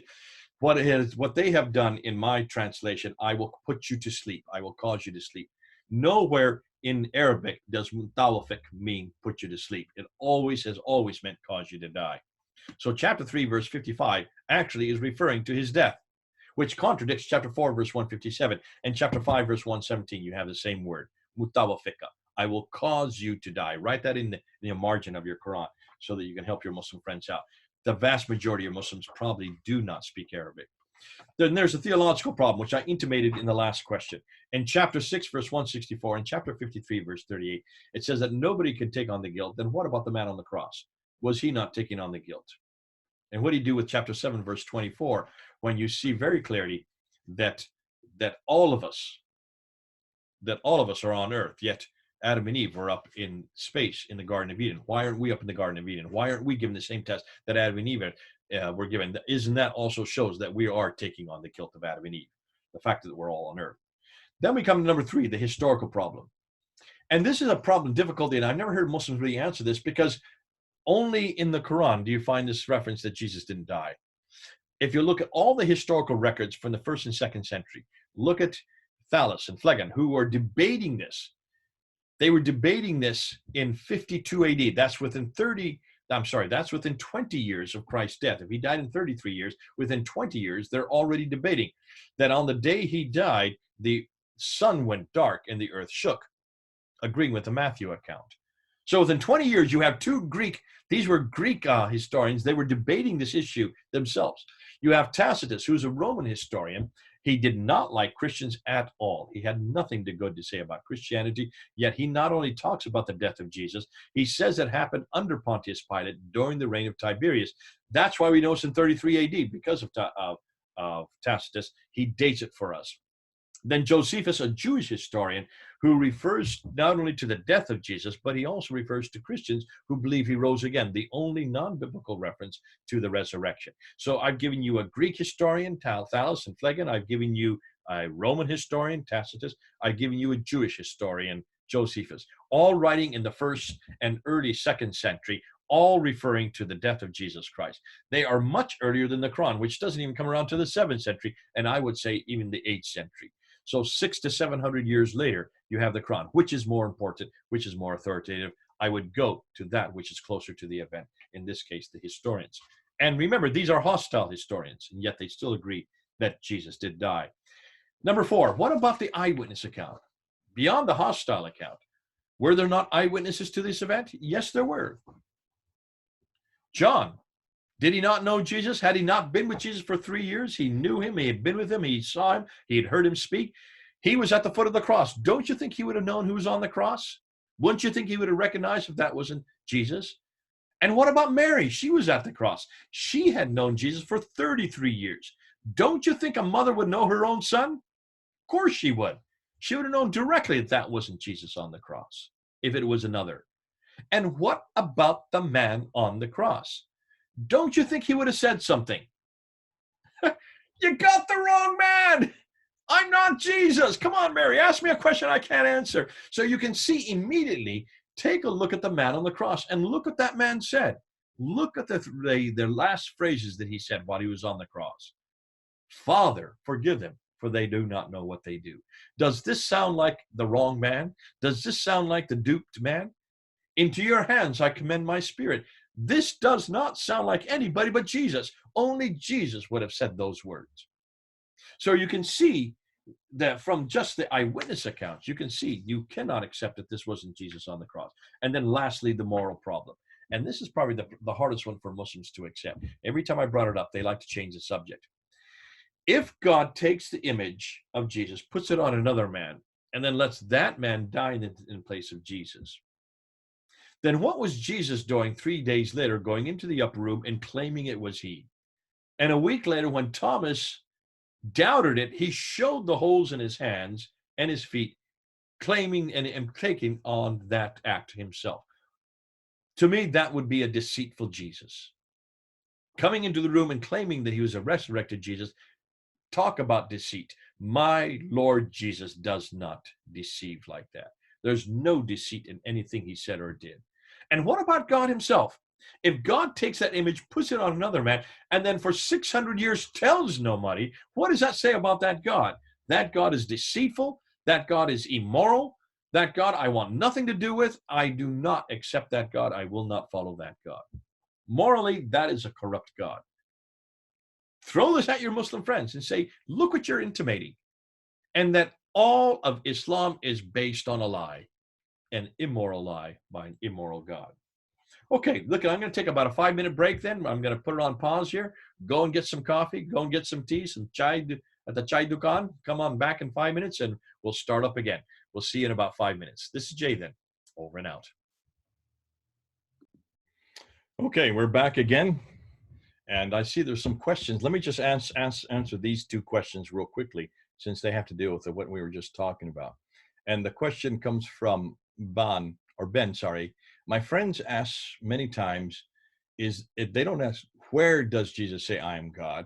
But an unequivocal statement where Jesus himself said in the first person, I am God. And I think that's true. They always had, where does Jesus say I am God? Now, to be careful, what you need to ask and respond to that is say, hold on a minute. That is your agenda. You want you want Jesus to say, I am God. So you're demanding him of this. But he wouldn't say, first of all, he doesn't speak English. English doesn't exist back in the first century, so he wouldn't say, I am God in English. He would use a Hebrew term, and he would use a term that all the Jews, his hearers, would understand. And that's why, looking at there in the Sanhedrin, when he said yes, that he was the Son of God, yes, that he was the Messiah, yes, that he was the Son of Man, those three things. Remember, two of them asked by Caiaphas, one that he interjected and added beyond what Caiaphas had asked. What he was doing to a Jew, he was saying, I am God, I am God, I am God, three times. So there he is saying, I am God, by answering yes affirmatively to those two questions about him being the Son of God and the Messiah. And adding a third one, which is an even more important one, because this one every Jew knew that only God was the Son of God. Then in the temple, he was even asked that question. Who are you? How can you, a mere man, claim that you know Abraham? And his response was not that I knew him. He could have responded that way. What did he do instead? He said, before Abraham was, YAHWEH, I am who I am. He was therefore claiming, I am God. You can't get a more, probably a stronger statement of I am God than in that scenario right there. So when Muslims say, where does Jesus say, I am God? Take them right back to the temple. Take them back to John 8, verse 58, and say, there in Canada. Now, for you as a Christian or as a Muslim living in the 21st century, you may not understand that because you're not looking for that, because that you want it in English, I am God. Jesus doesn't speak English, but he does speak Hebrew. And in Hebrew, anytime he claimed to be Yahweh, anybody who claimed to be Yahweh had to be God himself. Only God could make that claim. But yeah, so another one is someone asks, can we take, you belong, this is from Ben again, I'm part of the ministry among neighbor students. Can I share these two documents with my friends? Absolutely, yeah. These are for you. These documents, every time I send you documents, they are for all of you. Please feel free to share them. You can put them into Microsoft Word, and then you can even add to them. Feel free. I do not claim to own them. They're not mine. They're now yours. Okay. So feel free to use them in any way that they're helpful. And every time we do these talks, these lectures, I'll be sending you documents. So add them, and please put them in your own language. All right. So put them into Telugu, put them into Malayalam, put them into Hindi, put them in Urdu, whatever language you speak, get them into those languages so that people can use them. These are for you. I'm doing this really just so you can all work with Muslims better and also be able to engage with them. So feel free to pass them on to anybody else. And just say where they're from. Just acknowledge that they come from Pfander Ministries. Anil, this is your question. In Stero 39:4 says, if Allah had wished to take himself, thank you for that. That was actually in my notes. I forgot to do it. Thanks, Anil, for introducing that. Yeah, and see, now take that verse right there. Chapter 39, verse 4. God says, the Quran says, if God so had willed that he could have a son. That's hugely significant, because here you have the Quran admitting that God can have a son. And this is a biological son. So if this is the case, throw that right back onto the Muslim. Say, why are you even asking the question? Your Quran already says that God can have a son right here in the Quran. Now throw it back and say, now you tell me, how can God have a son? You just said God can't have a son. You're the ones that tell me that God cannot have a biological son. Your Quran tells me that he can. So how can he? And you put them on the back burner. Now they're on the hot seat. They have to answer that question, and they cannot. And that's where then you say, well, now look, the Bible has no problem with this. Can you see, even the question introduces the gospel to it. Love is inherent in the Trinitarian God, but how can he show compassion and mercy without creatures? This is a good question, Anil, and it's been brought up to me before. That's not that just because sin had not yet entered the world does not mean that sin would need compassion, because you need to have compassion, mercy for sin.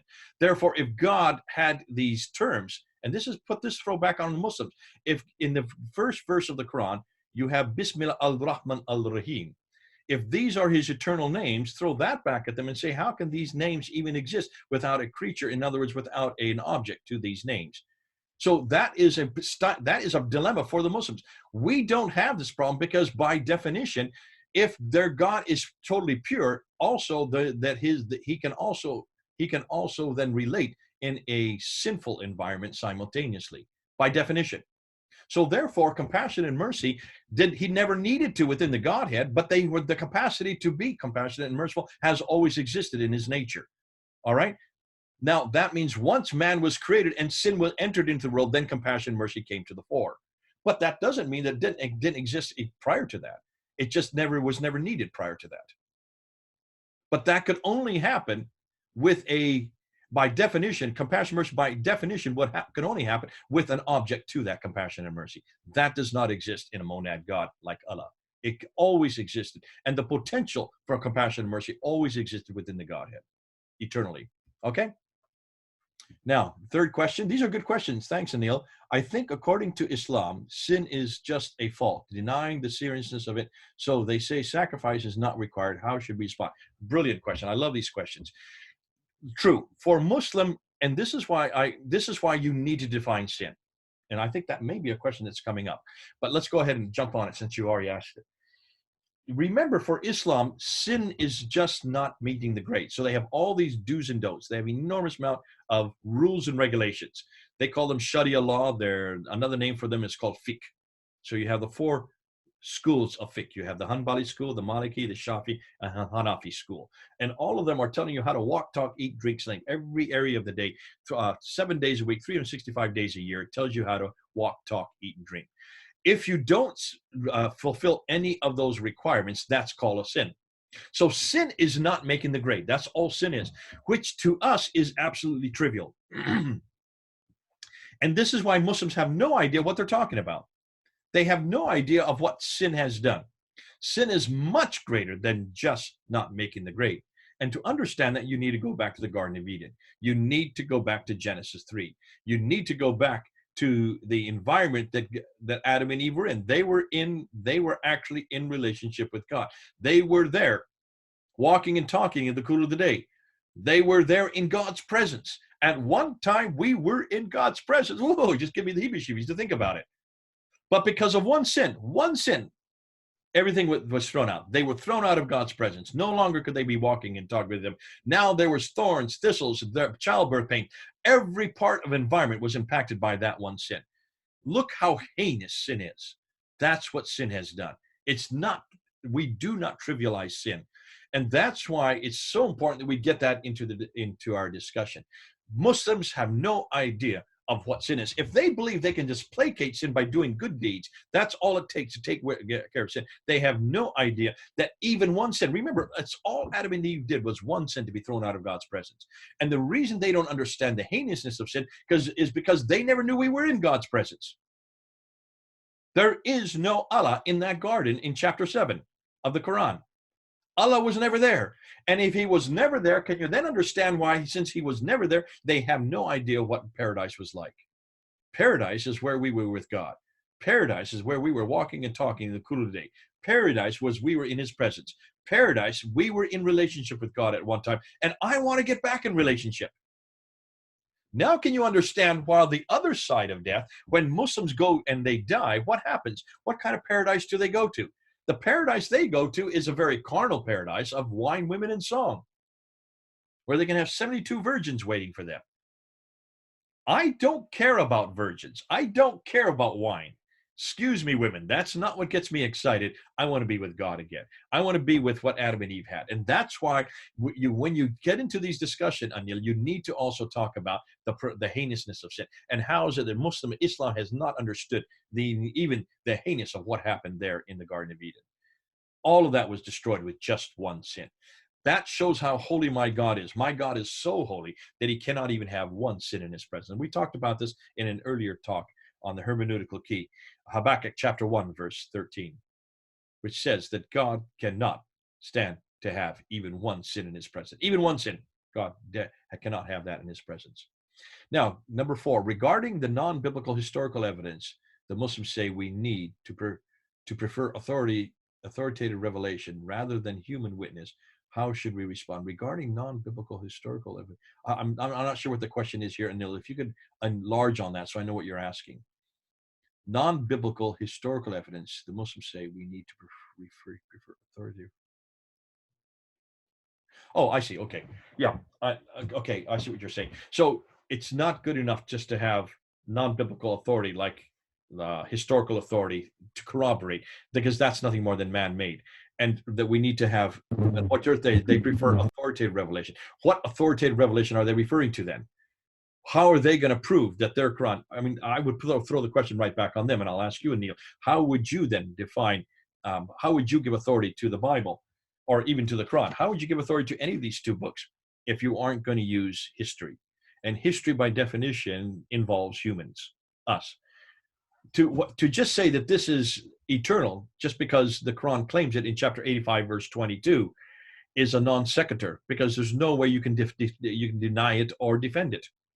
How are Muslims going to say it's eternal? How are they going to prove it other than just one verse in the Quran? And especially when we now know that this book is written by men. And that's why when we get into the historical problems of the Quran, wait till you see what we've now got. We've got some brand new material that's just come out in the last month. Wait till you see what we're getting. We're going to, by the time I even give the lecture, we'll even have newer material.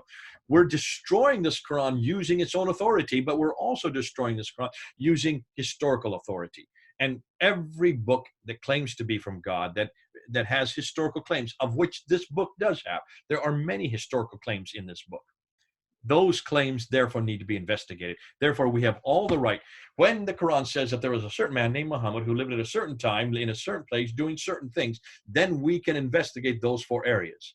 We can investigate time, place, event, and the person itself. Those are the four things we must investigate as historians, because those are the claims that are made by the Quran in history. So for a Muslim to say that they don't want to listen to that's not important, and because that's nothing more than going back to human invention, I would say that then what else is there to fall back on? Because that would mean, if they're going to take from that paradigm, that means any man at any place can say anything about anything and cannot be investigated, because all he needs to do is say it.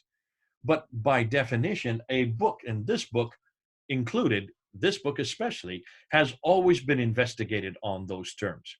We have always gone back and asked, did Abraham exist in the 1900 BC? Did what he did, the customs that he made, can we now corroborate it today? Do we know whether Moses exists? Can we trust the Bible using the four criteria of historical criticism: name, date, place, and event? Those four areas, can we trust it? And in every case, the Bible comes out on top. The Bible we can't find one artifact, one piece of mural or obelisk or tablet anywhere in the world that controverts a properly understood biblical statement. But see, the Bible is the only one that's gone through that test. Now we're doing that same test to the Quran, and you can see why the Muslims are upset. So it stands to reason they're going to say this to you. I don't trust historical criticism because it's nothing more than human-made. By definition, then don't trust the Quran, because the Quran makes historical claims. So throw it right back in the lap. So then what are you going to do with those historical claims? We need to investigate them. And in almost every case, the Quran is incorrect. Ooh, I love it. Makes my job a lot easier, and makes your job a lot easier as well. Okay, now let's move on, because we need to continue, because otherwise we're going to run out of time. And I have to then, in fact, we're going to have to extend this to another session, because I'm not even halfway through the questions on Jesus. We haven't even started the questions on the Bible yet. So we'll come back to this probably in the next section when we go to it. So let's move. Number 10, if God's on earth, who runs the universe? This is a typical one that comes up all the time. If you see that God came to earth, took on human form, while he was a human, who is running the universe? And that's a good one. That's a good one, because you can see what they have done is that Muslims are confused in the way, and probably the problem is ourselves. We come across saying that all of God is in Jesus Christ. And it's that phrase that Jesus is 100% God and 100% man that confuses them. We need to be careful that we define what we mean by 100%, 100%. We're not saying that all of God, God the Father, God the Son, and God the Holy Spirit is in Jesus Christ. Okay? But that's what they hear, which is a Sabellian heresy. The Sabellians believe that. Sabellius is the one that believed that when God came to earth, he was God the Father, God the Son, and God the Holy Spirit, all as God. And then, so therefore, he was God the Father, And then God the Son, all three persons were in the Trinity on earth. And then now he went back to heaven, so he's now God the Holy Spirit. It's like a 3-act play almost. We're not saying that, but the problem is that's what they're hearing. So I can understand the question.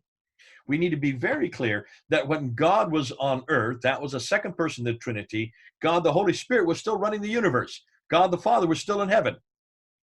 And that's why there's not a problem if you believe in a triune God, that God would continue to do that. But then throw the question right back in their lap and say, okay, here in chapter 20 of the Quran, you have the story of Moses. He sees a fire in the distance. He goes to investigate the fire.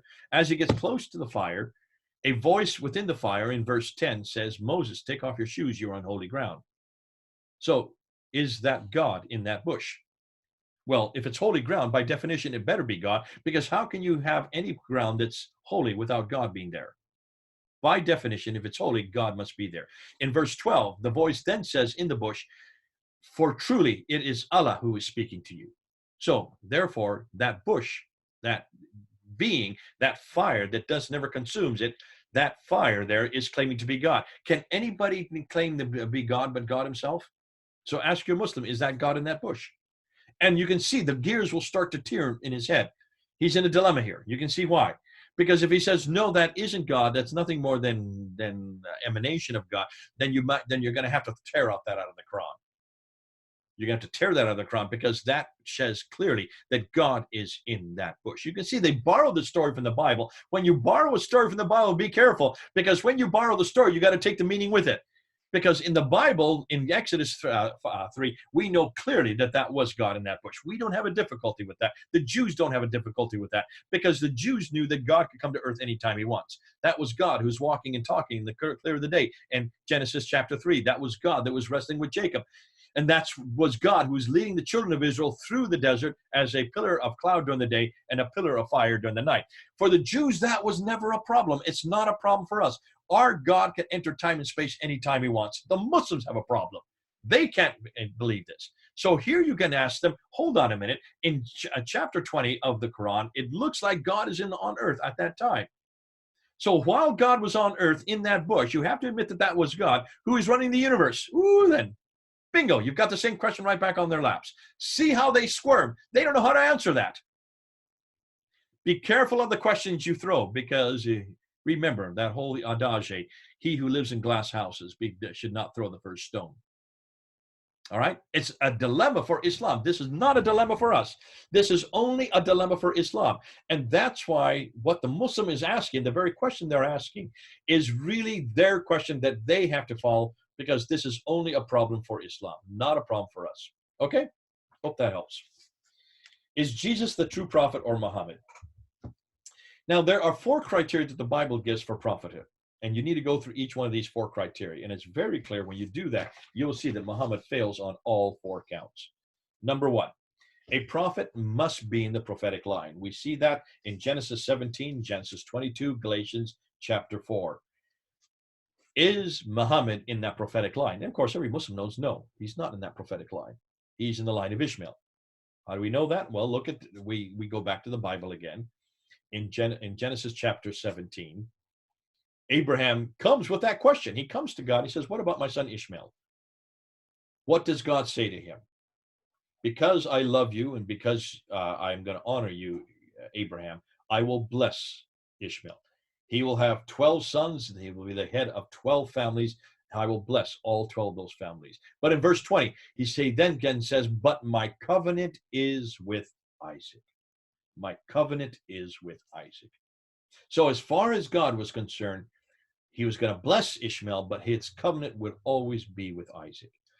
In chapter 22 of Genesis, then this is really firmed up, because here you have God coming to Abraham, and he asks not once, not twice, but 3 different times he asks, give me your one and unique son, Isaac. Every time he asks for his one and unique son. So what about Ishmael? One unique, but Abraham had 2 sons. Did God make a mistake here? Did Moses miswrite this? No. What God was saying here very clearly is that I do not honor Ishmael as your unique son anymore. He was he chose his words well. What he was saying is God, as far as God was concerned, Abraham only had one son, and that was the son he provided. Remember, Ishmael was provided by Sarah through Hagar.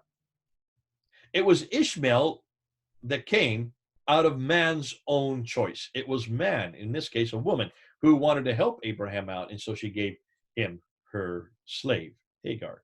And that's who Ishmael came from. Now let's jump then to Galatians 4. Galatians 4, it really underlines this, because Paul then takes the same thing and he runs it through its logical conclusion. And he says, you have heard about the two women who represent two different peoples.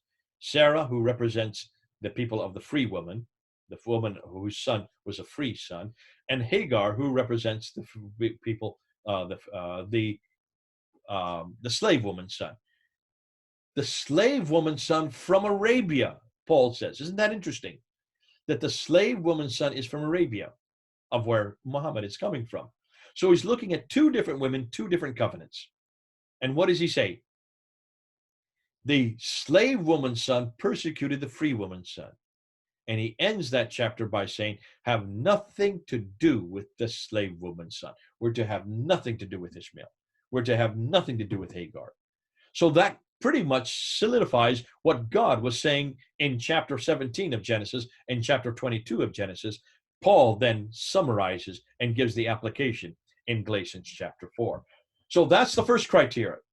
If he's a prophet, he must come not in the slave woman's line, but in the free woman's line. Must come through Isaac. Is Muhammad in that line? Zero. Absolutely not. Strike one. Number two, a prophet must do a prophecy or perform a miracle. Take a look and you will see categorically that when you look at Muhammad's life, he did no miracle whatsoever. 3 times the Jews asked him in the Quran to do a miracle, and his response every time was, should I do a miracle? The prophets before you did miracles and you killed them. I am nothing more than a warner. So rather than actually do a miracle to prove that he was a prophet, what did he do? He just basically sidestepped it and said, that's not what I'm here for. I'm here to just warn you, to be a messenger. Did Jesus do miracles? Take a look at the Quran and see if he did miracles. Yes, chapter 3, verse 49 is probably the best one to go to. In chapter 3, verse 49, he takes some clay, makes them into birds, blows on them, and they fly up into the air. And it says in the same verse that he healed the lepers and gave sight to the blind, and he resuscitated the dead. Now, those are miracles. Not one of those miracles could Muhammad do. Proving that Jesus did miracles, Jesus did prophecy. Did Muhammad ever fulfill any prophecy? Absolutely not. Every prophet could either fulfill prophecy or do a miracle. Muhammad could do neither. Proving number 2, he strikes out. Number 3, he must have the same message. A prophet does not bring a message that contradicts other messages. God does not contradict himself. That's why it's so clear when you look at these 2 books. These are full of contradictions. The Bible, just take a look what the Bible says about God versus what the Quran says about God. The Quran says that God, Allah, deceives. The Bible never says he deceives. The Quran says that Allah cannot come to earth. The Bible is very clear that God can come to earth. And especially the person of Jesus Christ. The Quran says that another man took his place in chapter 4, verse 157. The Bible is very clear that Jesus died on the cross and rose again. So in every case, the Quran contradicts the Bible. God does not contradict himself. So therefore, Muhammad, if he is the author, if he's the one that gave us the Quran, he is full of contradictions. We do not accept him. Number 3. Number 4, and this is probably the most important one. Every prophet knew God's holy name, and the holy name would be Yahweh, given to Moses there in Exodus chapter 3. So Exodus chapter 3, when he was going to be told to go down to Egypt, he turned to God and says, give me your name. And that's why God gave him his name at that time. And that name is Yahweh. And that's why every time, if you look at the Old Testament, you will see the name of God is 3 different names of God that are in the Old Testament. The first one would be Elohim. Elohim is the generic name for God that's found in the very first verse of the Bible. In the beginning, Elohim. But take a look at that. Elohim is plural. But it's not dual. That would be Eloha. It's Elohim, which means 3 or more. Ooh, I love that. So even the word Elohim introduces a concept of divinity, of triunity right there within that word. So here is in the beginning Elohim, three or more, but look at the verb that follows it, bara, creates as one. So you have the triune God, Elohim, creating as one, singular, plural, yet one. Now, that word Elohim is found about 320 times in the Old Testament. It's generic. It just means the gods. The gods. The other name, I'm sorry, I got it wrong. Scratch that. Elohim is found 2,000 times, not 340 times. It just means generic, the gods. The other name is Adonai. Adonai is found about 340 times. Adonai is nothing more than a descriptive name for God. And that's why whenever a Jew reads Yahweh in the Old Testament, they don't read Yahweh because it's such a holy name. They put Adonai there as they read it. But that's only found 340 times. Elohim is found 2,000 times, much more important. But that's still not the most important name for God. The most important name for God is Yahweh. Yahweh, that God gave to Moses there at the burning bush. Now, let me ask you this. How many times is that found in the Old Testament? 6,823 times. 6,823 times you find Yahweh in the Old Testament, showing that it's 3 times more than Elohim and 10 times more than Adonai, proving it's the most important name for God. If it's that important, then I would suggest that every prophet must know that name. And that's true. Every prophet knew that name. Every prophet used that name. Now, in our English Bible, they don't put Yahweh there. I wish they would. They just put L-O-R-D in capital letters.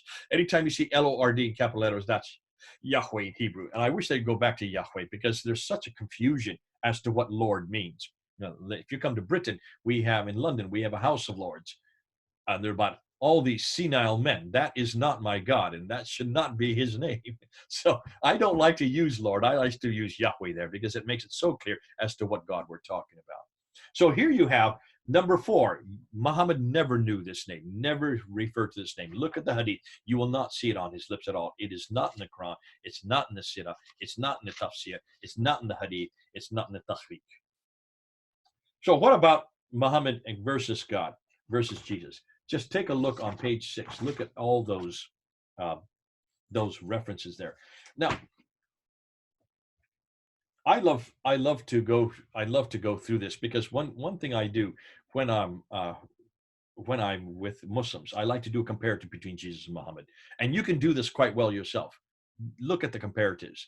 I remember I was in Dearborn, in Michigan, and there was a huge festival for an Arab festival. So I went to the Arab festival, and there was a man holding a sign, and it said, "Jesus and Muhammad, we love them both." So I went up to him and I'm so glad you got Jesus above Muhammad. Make sure you keep Jesus above Muhammad. And he said, no, they're equal. I said, no, they're not. Jesus is superior to Muhammad. Your sign says so. He said, no, I didn't mean it that way. I said, no, but keep him up there because he is superior. He said, no, they're exactly the same. I said, no, let's look at your Quran. I'm going to use your Quran, and I'm going to show you just from your Quran that Jesus is superior to Muhammad in every category, every major category. And so as we were speaking, a crowd started to form, and it got pretty big. And I just started with chapter 19, verse 20. And I said, according to your Quran, Jesus was born of a virgin. So shows that at his birth that he was unique. Was Muhammad born uniquely? No, he was born from a woman named Amina. His father was Abdullah.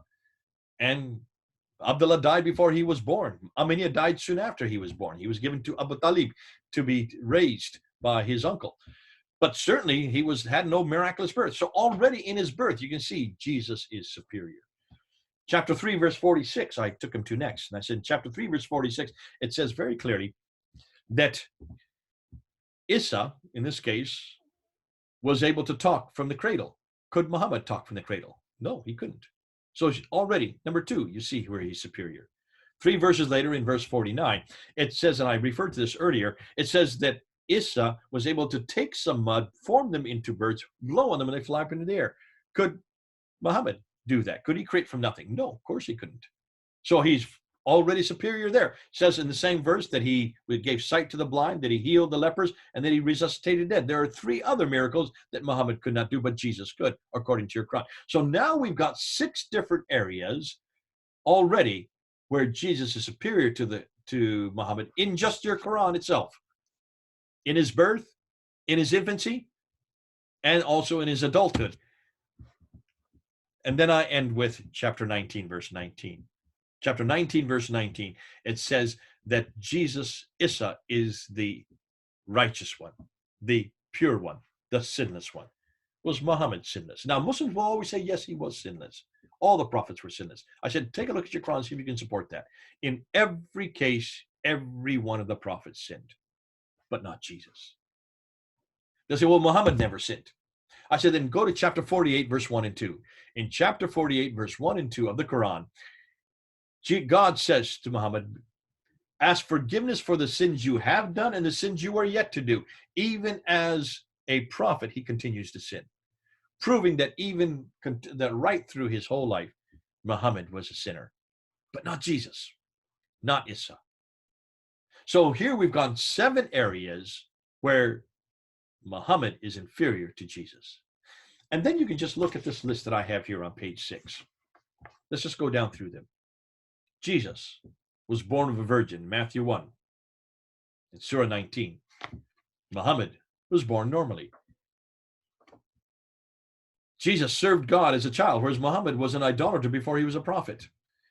Jesus read the Bible early on, whereas Muhammad was illiterate, could not even read or write. Jesus was poor, depended on donations, Luke 4, verse 16 to 21, chapter 8, verse 1 to 3. Muhammad took 20% of booty from others. Jesus performed miracles. Muhammad never did a miracle. Jesus made blind eyes see. As I said earlier, Muhammad made seen eyes blind. Bukhari, volumes 8, hadith number 520. Jesus made the lame to walk. Matthew 9, verse 2 to 8, whereas Muhammad made the walking lame.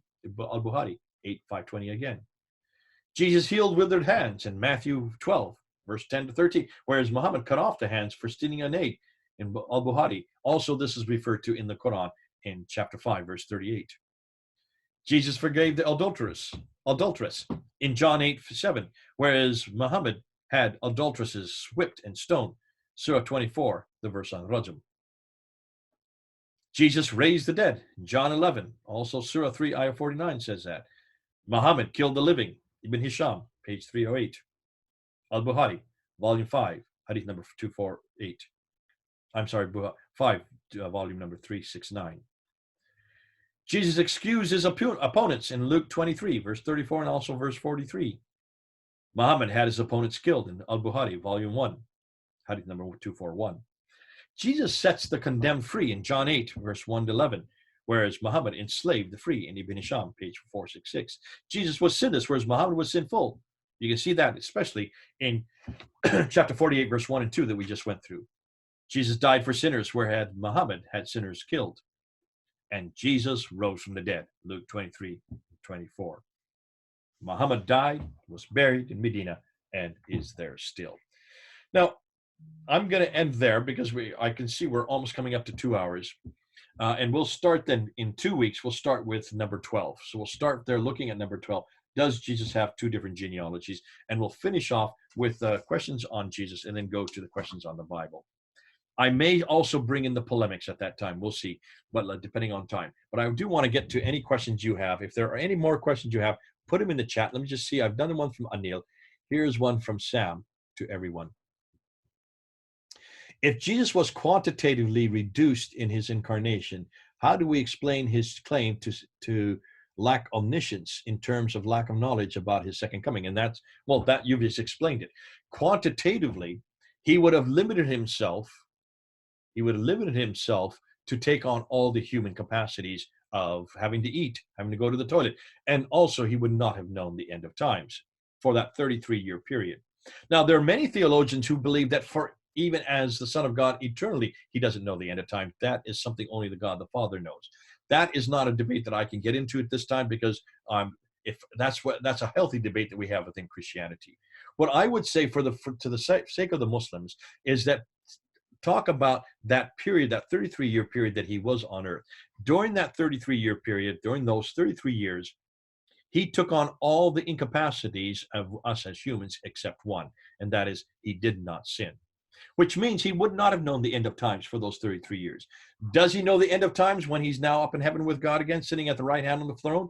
I think he does. That's my opinion, but that is not the opinion of many others. And I'm sure some of you who are listening probably don't have that opinion too. It doesn't really matter because that's not an important topic, because we just don't have enough in the Bible to let us know. We'll have to ask God that when we get to heaven. But certainly for that period of time, in that window of time when he came on and took on human form, humbled himself and became a man in Philippians chapter 2. That period of time, in verse 6, 7, and 8, up into verse 11, that period of time, he then would not have known the end of times. How can the Messiah be divine person?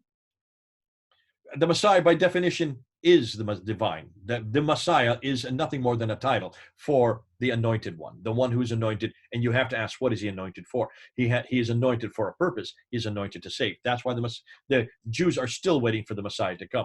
They don't believe God has come yet. He is yet to come. We know God has already come. The Messiah is nothing more than a title for that being. Now, for the Muslims, here's the dilemma. They have the Messiah, al-Masih, in the Quran 11 times. And that's why they get confused, because they think that when we're saying Messiah, we're saying the same thing the Quran's saying. No, we're not. The Quran is very clear that the Messiah is a human title. We are very clear that the Bible is very clear. And the Jews knew this. That's why Caiaphas knew this, that the Messiah is God himself, has to be God himself. In other words, to eradicate sin. Only God can do that. Only God has the capacity to do that. Yahweh is the name of our God. I believe it's a name. Yes, it is a name. That's true, Sam. It is a name, but be careful. It's not just any name. It is impregnated with meaning. That's why the form and the meaning argument, you need to let Muslims know that Yahweh is the eternal name for God. Yahweh is his personal name. That means no other person, no other God, no other being has that name. Yahweh is his holy name. That's why Jews would all put their hands over their ears whenever I use it at Speaker's Corner. They hate it when I yell Yahweh, Allah, Huwa al-Akbar. And they put their hands over the ears because they don't want to hear the word Yahweh. And I love it. And I want them to hear it because it is holy, but it is not holy that we should hear it. And most importantly, Yahweh is his eternal name. Eternally, he will always be called that. That's why it's important that we get back to it. What is the source for the 4 criteria for the prophethood? I think I put them in there. If I haven't, then shame on me. I'll have to look. I've got it in my paper. We will be sending you the paper on Muhammad. I'll be doing that yet. When I get to the paper on Muhammad, I've got all the references in there for every one of these claims, of those 4 claims of prophethood. And then Anil says, how can God have potential vis-a-vis compassion since God is pure actuality? The potential for sin can only exist once sin has come to the fore. The potential is always there. The actuality of actually using it would only exist once sin has come face to face with God. And the same token, I can learn French, I can learn Hindi. I may never use it until I'm actually with a person that speaks it. But that doesn't mean I don't speak Hindi just because I've never used it. Okay? So I have learned Hindi, but I've never ever used it because I've never had a chance to do so. In the same way, the potentiality for compassion and mercy has always existed within the triune Godhead, was never used within the Godhead because there was no sin. Once sin was introduced by the fall of man with Adam and Eve back in Genesis chapter 3. Then, of course, compassion and mercy come to the fore. Then God uses compassion and mercy and grace. And all of them are still, but they're always there within the Godhead. They just have never been actualized until that necessity afforded it. And that would be when sin was entered time and space. Okay, does that help? No, still, Anil, come back to me. Let me know where you want to go with that. Because I think the difficulty is, for many of us, because of the fact that God encompasses all things by being human. By definition, if there is, as human, we have relationship. By definition, if we have relationship, that means we in relationship should also be ready for those who are destroying or hurting that relationship. We still have relationship. I have relationship with my wife, and hopefully that relationship is good. But there are times when that relationship goes sour. That means I have the capacity then to forgive her, but even I don't need that until that, or she has to forgive me. And in most cases, in my case, it's always she's forgiving me because I'm always the one that's making it go sour. But certainly the fact that that relationship between me and my wife has always existed, and that at any time I could say something to hurt that relationship, where then she needs to have compassion and mercy for me to forgive that, what I have done. Until I do that, until I do something, until I say something that hurts her, it never has come to the fore. It never has been used. But her compassion and mercy are still there, just because I haven't used it. Once I have sinned against her, once I've hurt her, once I've said something that I shouldn't have said, and she remarks and says, look, this hurts me, but I forgive you for it, then the compassion and mercy now come to the fore. That doesn't mean she didn't have compassion and mercy to begin with. She always was able to have compassion. It's just I never had said anything for her to use it.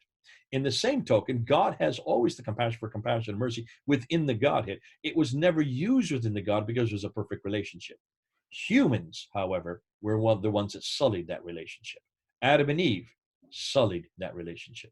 That's when then compassion and mercy then were now used. But don't say that they didn't exist. They had to have always existed. In order for there to be a relationship, there always has to be the potential for evil in that relationship.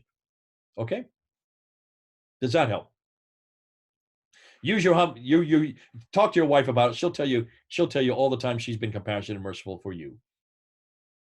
Okay, God bless you. Listen, it's been terrific. It's now coming up to it's 11 o'clock here in the morning. For you, it's what is it? Almost 9:30, coming up to 9:30 for you.